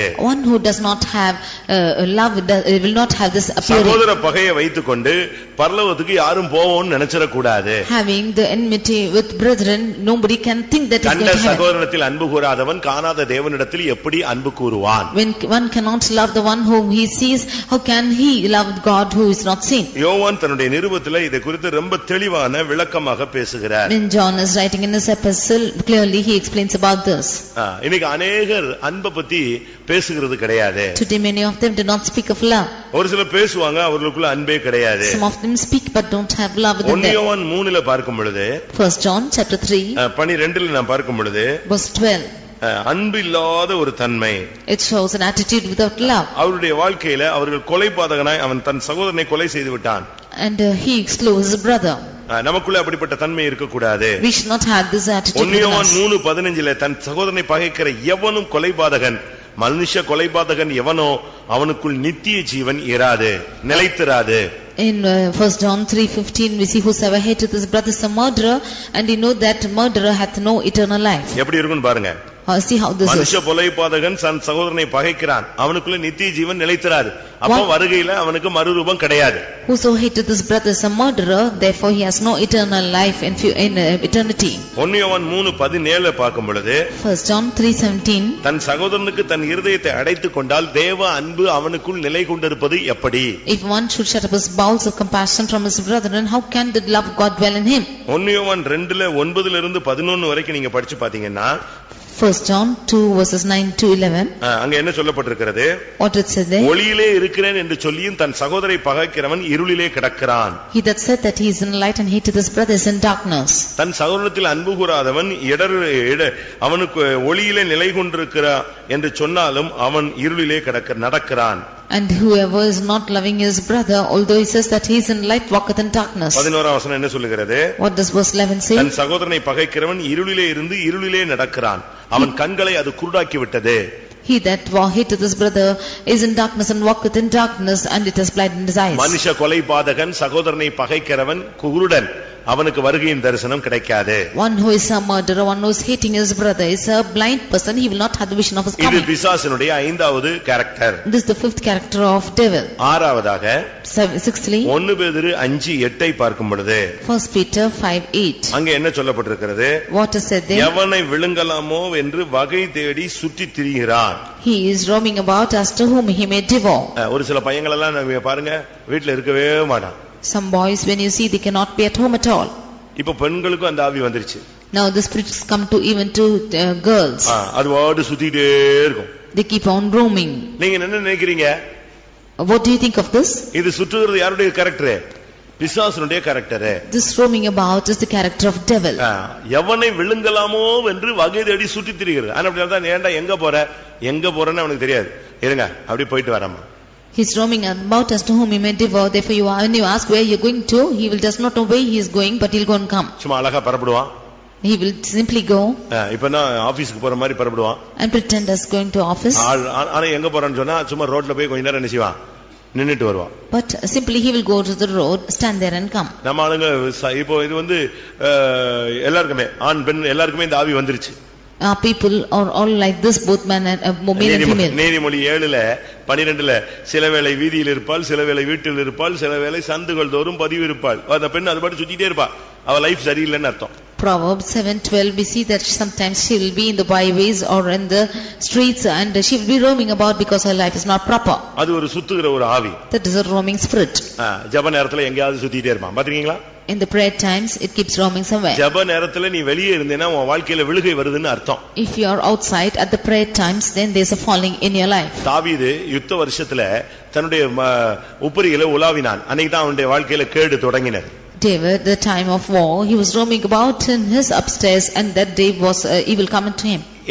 இரண்டாம் சாமுவேல் 11ஆம் அதிகாரத்துல 2 Samuel chapter 11. அங்க வேதம் என்ன சொல்லுகிறது? What does the word of God say? மறு வருஷம் ராஜாக்கள் யுத்தம் பண்ணுகிற காலங்களிலே, in the times of the next year when the kings were going for war. ராஜாக்கள் யுத்தம் பண்ற நேரத்துல இவன் ராஜாக்கள் யுத்தம் பண்ற இடத்துல இவன் போகணும். When the kings were going for war, he should go to the place of battle. யுத்தம் பண்றதுக்கு ஒரு காலம் இருக்கு. There's a time for warring. ஜெபத்துக்கு ஊழியத்துக்குன்னு ஒரு டைம் உண்டு. அந்த நேரத்துல நீ உலாவிட்டு இருந்தீனா, ஊர் சுத்திட்டு இருந்தீனா, சுத்தர ஆவி உனக்குள்ள இருந்துச்சுன்னா விழுகை உனக்கு சாத்தியம். There's a time for battle or for fray. At this time if you keep roaming about, then falling is clear to you. அங்க உலாத்தி கொண்டிருந்தான் இருக்கு. And it says that he was roaming about. உலாத்தி கடைசில எங்க போச்சு? அவனுடைய வாழ்க்கை விழுகை. அது உலாத்துறது பிசாசுனுடைய character. Finally roaming, his life ended up in a fall, and roaming is the character of devil. தானியேல் 4ஆம் அதிகாரத்துல பார்க்கும் பொழுது Daniel chapter 4 29:30 உப்பரிகையில இதே மாதிரி இன்னொரு ராஜா உலாவினான். அன்னைக்கு நான் கட்டின மகா பாபிலோன் என்று பெருமை பாராட்டினான். அடுத்த நொடி அவன் மிருகமாய் மாறி அரண்மனை விட்டு வெளியே போனான். Verses 9 and 10 we see of another king who was roaming about in the stairs and said, this is Babylon which I have built, and he fell down and became a beast. ஒரு சிலர் கால்ல அந்த சக்கரம் கட்டின மாதிரி போயிட்டே இருப்பாங்க. Some of them roam about as though wheels are fit on their legs. இங்க இருப்பான், அங்க இருப்பான், அங்க இருப்பான், இங்க இருப்பான்.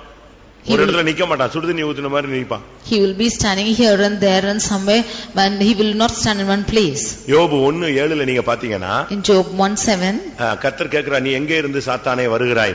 God is asking Satan, where are you coming from? அவன் என்ன சொன்னா? What is he saying? பூமியின் எல்லையெங்கும் சுற்றி, அது எல்லையெல்லாம் சுத்திட்டு வர்றேன்னு சொல்றான். He is saying that I am walking about to and fro in the earth and I am coming. இப்படி சுத்திக்கிட்டே இருக்கிறது பிசாசுனுடைய 6வது character. The sixth character of devil is roaming about. ஒன்று தந்திரம். Firstly subtlety. தந்திரமான பேச்சு. Subtle talks. பேச்சை control பண்ணுங்க, நீங்க ஜெயிச்சிருவீங்க. You control your talks and you will win. இரண்டாவது யாரையும் ஏமாத்தாதீங்க. Secondly, don't deceive anyone. மூணாவது யாரையும் குற்றம் சாட்டாதீங்க. Thirdly, don't accuse anyone. நாலாவது பொய் சொல்லாதீங்க. Fourthly, don't lie. ஐந்தாவது மனுஷரை பகைக்காதீங்க. Fifthly, don't hate people. ஆறாவது சுத்துறதை நிப்பாட்டுங்க. Sixthly, stop roaming. அது வாட்டுக்கு அங்க இங்கேயும் சுத்திட்டே இருப்பாங்க. They will keep on roaming here and there. அது பிசாசுனுடைய ஒரு character. That's the character of devil. நீ எங்கே இருந்து வருகிறாய்? Where are you coming from? சாத்தான் கர்த்தருக்கு பிரதியுத்தரமாக, Satan in reply to God, பூமி எங்கும் உலாவி அதில் சுற்றி திரிந்து வருகிறேன். I'm going about to and from the earth and walking up and down in it. சரி, பூமிலாம் சுத்திட்டான், அப்ப யோபுவை பாத்தியா அப்படின்னு கேக்குறாரு. Then he's saying, you have gone through the whole earth, have you seen Job? அவர் நினைச்சது அவன் எங்கேயோ சுத்திட்டு காடு மேடு சுத்திட்டு வருவான், யோபு விட்டுட்டான்னு. அவன் சொல்றான், இல்ல நான் அவனே நினைச்சிட்டு வந்தேன், பார்த்துட்டு தான் வந்தேன். He thought that he's roaming somewhere and coming, therefore he would have left seeing Job, but he said that he saw him. அந்த நேரத்துல, இந்த சுத்துற நேரத்துல எல்லாம் ஜெபத்துல உட்காருங்க. Therefore in the time of roaming you come and stand in prayer. அண்ணா விடு, தம்பி விடுன்னு இப்படியே சுத்திட்டே இருக்கும் ஒரு group. A group will be roaming about saying brother's house, sister's house and so on. நான் என்ன சொல்றேன்னா, உங்க டைம் கிடைக்க தேவ சமூகத்துல இருக்கணும். What I say is, as you get your time, be in the presence of God. நீங்க அங்க போய் சண்டை தான் மிச்சம் வருது. When you go there, only fight is coming. ஏதாவது பத்தி பேசி சமாதானம் கெடுத்துட்டு நீங்க வீடு வந்து சேருங்க. You speak about something, lose your peace and come back home. கடைசியாக Finally, அவன் திருடன். he is a thief. அவனுக்கு அடுத்த கேரக்டர், ஏழாவது பூரணத்தின் கேரக்டர் வந்து திருடன். Seventh character of perfection is a thief. யோவான் 10:10 படி, in John 10:10, திருடன் திருடவும் கொல்லவும் அழிக்கவும் வருகிறானே அன்றி வேறு ஒன்றுக்கும் வரான். The thief cometh not but for to steal and to kill and to destroy. இந்த கேரக்டர் வரும்போது நம்ம திருடர்களாய் மாறுகிறோம். When this character comes, we become thieves. நேரத்தை திருடுகிறோம். We are stealing the time. We are stealing money. காணிக்கையை திருடுறோம். We are stealing offerings. இப்படி ஒண்ணு ஒண்ணா திருட ஆரம்பிச்சிரோம். Like this we begin to steal everything. ஒரு சிலர் பாருங்க, அது ஒரு ஸ்பிரிட்னு நான் சொல்றதுக்கு காரணத்தை நீங்க புரிஞ்சுக்கொள்ளுங்க. You should understand that the reason behind this is a spirit. அந்த ஸ்பிரிட் வந்த உடனே அவன் திருடிடுவான். When this spirit comes, we steal. இவன் கையில செல் இருக்கும், ஆனாலும் இன்னொரு செல் என்ன செய்வான்? திருடுவான். He will have a cell in his hand, but he will steal another cell. ஒரு சிலருக்கு Dress இருக்கும், Dress இல்லன்னா வேற, Dress இருந்தாலும் அந்த Dress பார்த்த உடனே அந்த இச்சை இழுத்து கொண்டு போய் அந்த Dress எடுத்து வச்சுக்கும். கேட்டா எடுத்து வச்சேன் அப்படிமா. Some of them will have a dress, but when the spirit comes into them, they will steal and take the other dress. இது விசுவாசிகளுக்கு மாத்திரமல்ல, ஊழியர்களுக்குள்ள இந்த ஆவியின் போராட்டம் யூதாசுக்குள்ள இருந்தது. This was not only in the believers, but also it was found in Judas as servant of God. ஒரு இடத்துல ஒரு காலேஜ் கேர்ளை பிடிச்சோம். Once a college girl was caught. அவ ஏற்கனவே 2 செல் வச்சிருக்கா. She already had 2 cells. ஒரு அம்மா பாத்ரூம் போகும்போது பேக்கை கொடுத்து கொஞ்சம் பாத்துக்கோமான்னு சொல்லிட்டு போன உடனே இவ அதை திறந்து பார்த்த உடனே அதுல என்ன இருந்துச்சு? செல் இருந்துச்சு, அதை எடுத்து வச்சுக்கிட்டா. When mother went to the bathroom and asked to see to her bag, there was a cell in that bag and she took it. அந்த கேஸை நான் அட்டெண்ட் பண்ணேன். I only attended this case. அந்த கேஸை நான் அட்டெண்ட் பண்ணேன். I only attended that case. அப்ப என்ன நடந்துச்சு தெரியுமா? Then what happened? அப்ப எல்லாரும் சொன்னாங்க, இல்ல அவ அழகான பொண்ணு, அறிவான பொண்ணு, காலேஜ் ஸ்டூடெண்ட், அவளுக்கு எதுக்கு அவ ஏற்கனவே 2 செல் வச்சிருக்கா அப்படி எல்லாம் சொல்லி தான் என்னை அனுப்புனாங்க. All of them said that she is a beautiful girl who is educated and why for a cell for her. அவ காலேஜ்ல படிக்கிறா, நல்ல படிப்பு, நல்ல குடும்பம், 2 செல் ஏற்கனவே வச்சிருக்கா. She is studying in college and she is in a good stature. Why for already she has 2 cells with her. அதனால நீ கொஞ்சம் கேர்ஃபுல்லா இத டீல் பண்ணு. Therefore you deal carefully with this. நான் போனவனே அவ சொல்லிட்டா, அத பார்த்த உடனே எனக்கு ஆசையா இருந்துச்சு, தெரியாம எடுத்துட்டேன். When I went, she immediately said that when I saw that cell, I had a lust for it and I took it. இப்ப சப்போர்ட் பண்ண ஆளெல்லாம் ஓடியே போய்ட்டான். Now all the people who support her just fled. அந்த ஆவி வரும்போது 2 செல் இல்ல, 15 செல் இருந்தாலும் 16வது செல் என்ன செய்யும்? கைய உள்ள விட்டுரும். When that spirit comes, not only for 2 cells, even if he has 15 cells, he will take the 16th cell. அது யூஸ் ஆகுதோ இல்லையோ, whether it is in use or not, அது போலதான். It's like this. யூதாஸ் கடைசில அவன பேரு திருடன் தான் பைபிள் சொன்னது. Judas was lastly called as the thief. யோவான் 12ஆம் அதிகாரம் John chapter 12 6ஆம் வசனத்துல verse 6. அவன் தருத்திரரை குறித்து கவலைப்பட்டு இப்படி சொல்லாமல் அவன் திருடனானபடியால் இப்படி சொன்னான். This he said because he did not care for the poor, but because he was a thief. அவனை திருடன்னு பைபிள் சொல்லுகிறது. And the word of God calls him a thief. 3 வருஷம் அழைப்பு பெற்று ஊழியம் செஞ்சு காணிக்கை எல்லாம் மொத்தமா சேர்த்து வச்சிட்டு கடைசில அதுல கிடைச்சதெல்லாம் கொஞ்சம் கொஞ்சமா எங்க எடுத்துட்டான்? உள்ள வச்சுக்கிட்டான். 3.5 years doing the ministry and taking the money of which is he did of ministry and kept it for himself. நமக்குள்ள இந்த கரெக்டர் இருக்கா? Do we have this character? ஒரு சிலர் சொல்வாங்க புருஷன் இருந்து எடுத்தா தப்பு இல்ல. Some of them say taking from the husband is not wrong. அது என்ன டீசன்ட்டான Thiruda? That is a decent thief. அது ஒரு நிமிஷம் சொல்லிட்டு எடுத்துட்டா? If you should tell that for a moment and say, அதுக்கு பேர் பரிசுத்தம். That is holiness. சொல்லாம எடுத்தால் அதுக்கு பேர் பாவம். Without telling, if you take, it's a sin. இல்ல சொல்லி கொள்ளலாம் என்று எடுத்தாலும் பாவம் தான். Or without telling and taking is also sin. கேட்டால் சொல்லி கொள்ளலாம்ங்கிறது பெரிய பாவம். Or if you say that he is asked for it and take, then sin. அவன் இத நம்பி அங்க எங்கயாவது ஒரு பட்ஜெட் போட்டு அங்க போய் நிக்கும்போது தடவி பார்த்தா எது இருக்காது? இது இருக்காது, பணம் இருக்காது. If he should have his budget and keep stand in one place and look for money, it will not be found. நமக்குள்ள எப்படி இருக்கு? How are we found? நம்முடைய கேரக்டர்லாம் எப்படி இருக்கு? How is our character? இந்த திருடனுடைய சுபாவம் என்னன்னா, the character of this thief is பக்க வழியா பரலோகத்துக்கே போலாமான்னு ட்ரை பண்ணும். He will see if he can go by byways to heaven. யோவான் 10:1ல பார்க்கும் பொழுது John 10:1 ஆட்டு தொழுவத்திற்குள் வாசல் வழியாய் பிரவேசியாமல் வேறு வழியாய் ஏறுகிறவன் கள்ளன், கொள்ளைக்காரன். He that entereth not by the door into the sheepfold, but cometh up some other way, is a thief. எப்படி ஜீவிச்சாலும் பரலோகத்துக்கு போலான்னு சொல்றானே அவனுக்கு பேரு திருடன்னு சொல்லுது. He who says that he can live anywhere and go to heaven is a thief. அதெல்லாம் ஆண்டவர் விட மாட்டாரு. The Lord will not leave like that. அன்பின் பிரயாசங்களை மறந்துவிட அநீதி உள்ளவர் அல்ல. He is not an unrighteous God to forget the labor of love. அந்த சிலுவை கல்லனுக்கே மன்னிப்பு கொடுத்தாரு.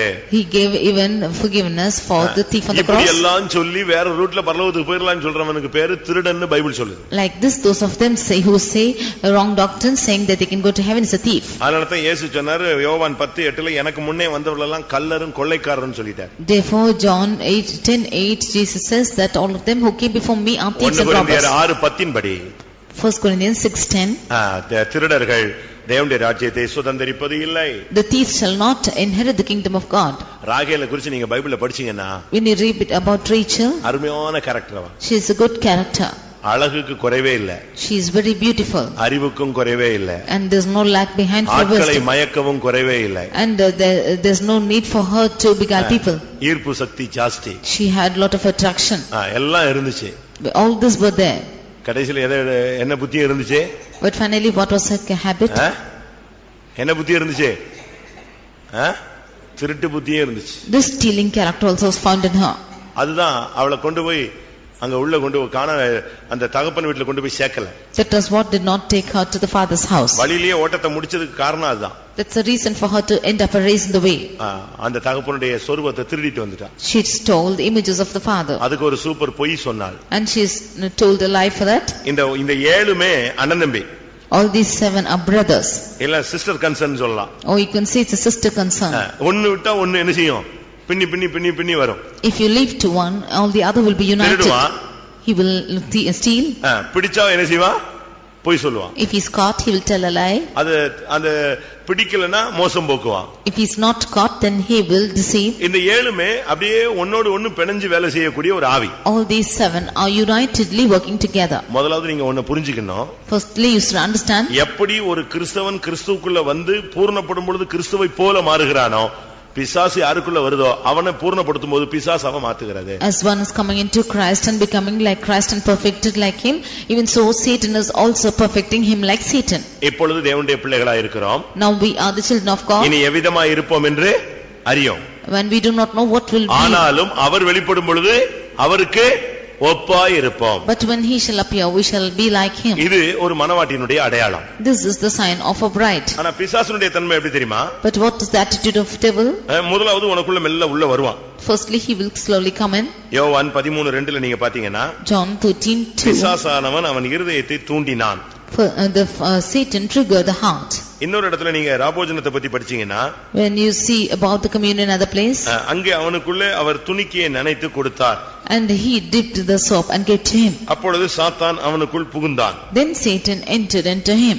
அவர் அவனுக்கு கொடுத்த உடனே அந்த ஆவி அவனுக்குள்ள பூந்துருச்சு. When he gave that to him, that spirit entered into him. எவ்வளவு நிர்பந்தமான நிலவரம். See what a desperate state this is. ஒன்று இருதயத்தை தூண்டுதல். Firstly, triggering the heart. அடுத்து இருதயத்துக்குள் புகுதல். Nextly, entering into the heart. தூண்டுறது மாத்திரமல்ல, not only triggering the heart, அது உனக்குள்ள மெல்ல உள்ள வந்து செட்டில் ஆயிடும். it will come inside and settle within you. அப்படி யாருக்குள்ளயாவது இருக்கா? Like this, is it found in anyone? யாருக்குள்ளயாவது பூந்திருக்கா? Is anybody trigger? முடிவு என்ன தெரியுமா? What is the end of it? யோவான் 6:70 படி, John 6:70. இயேசு என்ன சொல்றாரு? What does Jesus say? உங்களில் ஒருவன் பிசாசாய் இருக்கிறான். One of you is a devil. முடிவாயிடுச்சா? Is this the end? யோவான் 6:70 நீங்க பாத்தீங்கன்னா, when you read in John 6:70, இயேசு சொல்றாரு, நான் உங்களுக்குள் ஒருவனை தெரிந்து 12 உங்களை நான் தெரிந்து கொள்ளவில்லையா? உங்களுக்குள்ளும் ஒருவன் யாரா இருக்கிறான்? பிசாசாய் இருக்கிறான். Jesus answered them, have not I chosen you 12 and one of you is devil. கிறிஸ்துவுக்குள்ள நீ வளரும் பொழுது கிறிஸ்துவை போல மாறுவாய். பிசாசின் சுபாவங்கள் உனக்குள்ள வரும் பொழுது நீ பிசாசாய் மாறுவாய். When you grow in Christ, you will become like Christ. If the natures of Satan is going in you, then you will become a devil. இந்த 7 ஆவிகள் நீங்கின அந்த பெண்ணுக்கு இயேசு தரிசனமானார். Jesus appeared to that woman whom the spirits were departed. நமக்குள்ள இந்த 7 தன்மைகளும் நீக்கப்பட்டிருக்க வேண்டியது அவசியம். Even in our lives, these 7 aspects should be departed from us. எல்லாரும் கண்களை மூடுவோம். Let's all close our eyes. தந்திரமான தன்மைகள், and deceptive terms, மோசம் போக்கும் சக்திகள், and subtle terms, குற்றம் சாட்டும் பழக்கங்கள், and accusations, பொய் சொல்லும் பழக்கங்கள், and spirit of lies, மனுஷரை நேசிக்காத தன்மைகள், and spirit which is not loving man, அதிகமாக ஊர் சுற்றுகிற பழக்கங்கள், and spirit which is roaming, திருட்டு தன்மைகள், and thief, and இந்த 7 தன்மைகளும் நீங்கினால் நமக்கு இயேசுவின் மகிமையின் தரிசனம் கிடைத்து நாம் அவரோடு கூட மறுரூபம் ஆவோம். If these 7 attitudes are departing from us, then we will have the vision of Jesus and we will be transformed. இது ஒரு விசை நீங்குவதும் மறுவிசை வருவதும் சத்தியம் அல்ல. This is not the term of one departing and they again coming into us. அது திரும்ப வரவே கூடாது. It should never enter into us again. மறுபடியும் நாம் அந்த வல்லமைகளுக்கு இடம் கொடுக்க கூடாது. We should never give room for such spirits in our life. இந்த பெண்ணிலிருந்து அது நீங்கினது, மறுபடியும் அவளுக்குள் இடம் பெறவில்லை. The spirit departed from that woman and did never come back to her. இயேசு அவளுக்கு தரிசனம் ஆனார். Therefore Jesus appeared to her. பேதுரு என்ன செய்தான்? What did Peter do? மறுதலித்தான். he சபித்தான். and he cursed. அதனால அவனுக்கு அந்த தரிசனம் கிடைக்கவில்லை. And therefore he did not have this vision. மறுபடி தரிசனம் கிடைத்தது. அது பெரிய சாதனை அல்ல. Again he got the vision, but that's not a great aspect. அது ஒரு பெரிய சாதனை கிடையாது. He could not prove with it. அவனை தேடி போய் தரிசனம் கொடுத்தார். அது பெரிய சாதனை அல்ல. Peter was given the vision, that was not a great attitude. ஆனால் முதல் தரிசனம் இவளுக்கே கிடைத்தது. But the first vision was given to her. மற்ற சீஷர்கள் ஓடி போனார்கள். Other disciples fled. அனைவரும் சேர்ந்து மீன்பிடிக்க பின்மாறி போனார்கள். Many of them backslided back to vision. தரிசனம் அவர்களுக்கு கிடைக்கவில்லை. They did not have the vision. பாடுகளின் சிந்தை அவர்களை விட்டு போனபடியால் தரிசனம் கிடைக்கவில்லை. Because the mind of suffering has departed from them, they did not have ஆனால் this இந்த vision. பெண்ணுக்குள்ள இருந்து 7 பிசாசுகள் நீங்கினது. மறுபடி அவளுக்குள் வரவில்லை. விழுகை அவளுக்குள்ளே சம்பவிக்கவில்லை. சிலுவையின் தரிசனம் இருந்தது. ஆனபடியால் இயேசுவின் மகிமையின் தரிசனம் அவளுக்கு கிடைத்தது. But the 7 devils departed from her, and the backsliding did not come into her. Devils did not come back to her. She had the vision of the cross, and therefore she could see Jesus. எத்தனை பேருக்கு அந்த மகிமையின் தரிசனம் வேண்டும்? How many of you want this glorious vision? ஒரு விசை கண்களை மூடி முழங்கால் படியிடுவோம். For a minute, let's all close our eyes and ஆண்டவரே, இந்த 7 பிசாசின் 7 தன்மைகளை என்னை விட்டு வெளியே போகட்டும். Lord, let this 7 attitudes of காலம் Christ துணிக்கும் பொழுது depart. நான் உம்மை தரிசிக்க வேண்டும். When the trumpet shall sound, I should see you. எனக்கு உதவி செய்யும். You help me. எல்லாரும் வேண்டிக் கொள்வோமா? Let us all pray for it. Praise the Lord, praise the Lord. எத்தனை பேருக்கு இயேசுவை தரிசிக்க ஆசை? எக்காலம் துணிக்கும் பொழுது அவரை பார்க்க எத்தனை பேருக்கு ஆசை? மறுரூபமாகி மத்திய ஆகாயத்தில் அவரை காண எத்தனை பேருக்கு ஆசை? அல்லேலூயா. அந்த அனுபவத்தை பெற்றுக்கொள்ள வேண்டுமானால் இந்த பிசாசின் 7 தன்மைகளும் நம்மை விட்டு நீங்கி இருக்க வேண்டும். கர்த்தாவே, சூழ்நிலைகளிலே சந்தர்ப்பங்களிலே பலவிதமான தவறுகளுக்கு நான் இடம் கொடுத்திருக்கிறேன். இவைகளை என்னை விட்டு பூர்ணமாய் நீக்கும். எப்பொழுது வந்தாலும் நான் உம்மை பார்க்க ஆசைப்படுகிறேன் என்று சொல்லுங்கள்.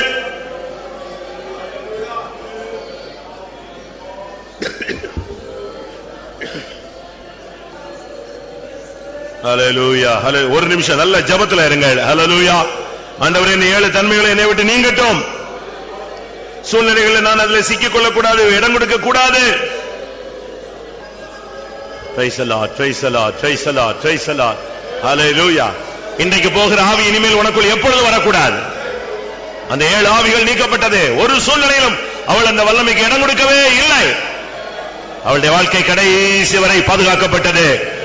ரிபாக்கா ரபாக்கா திடாபாக்கா திடிபிக்கா ரபாம் திடிபி ஹ சிடா பீக்கா ராமானியாஷா திடாபாலக்கா திக்கா ரமானம் திடிபிக்கா. ஆமென், ஆமென், ஆமென், ஆமென். ஆம், கர்த்தருடைய சமூகத்துக்காக ஸ்தோத்திரம் பண்ணுவோம். Praise the Lord, praise the Lord, praise the Lord, praise the Lord, praise the Lord, praise the Lord. யாருக்கு இயேசு தரிசனமாவார் என்பதை குறித்து நம்மோடு கர்த்தர் இடைவிட்டபடினாலே ஸ்தோத்திரம் பண்ணுவோம். சாசின் 7 தன்மைகளும் நீக்கப்பட்ட ஒரு வாழ்க்கை வாழ ஒவ்வொருவருக்கும் அருள் செய்ய முடியாய் ஸ்தோத்திரம் பண்ணுவோம். அன்றைக்கு மகதலேனா மரியாளுக்கு தரிசனமானார். அதுபோல இயேசு வெளிப்படும் பொழுது நாம் அவரை தரிசிக்க நம்ம ஒவ்வொருவருக்கும் கர்த்தர் அருள் செய்ய முடியாய் ஸ்தோத்திரம் பண்ணுவோம். அப்படிப்பட்ட ஒரு ஜீவியத்தை கட்டளிட முடியாய் ஸ்தோத்திரம் பண்ணுவோம். அந்த நாளுக்கு என்று ஆயத்தப்படுத்த முடியாய் ஸ்தோத்திரம் பண்ணுவோம். பிதாகுமாரன் பரிசுத்த ஆவியானவருக்காய் ஸ்தோத்திரம் பண்ணுவோம். எல்லா மகிமையும் அவருக்கே செலுத்தி ஸ்தோத்திரம் பண்ணுவோம்.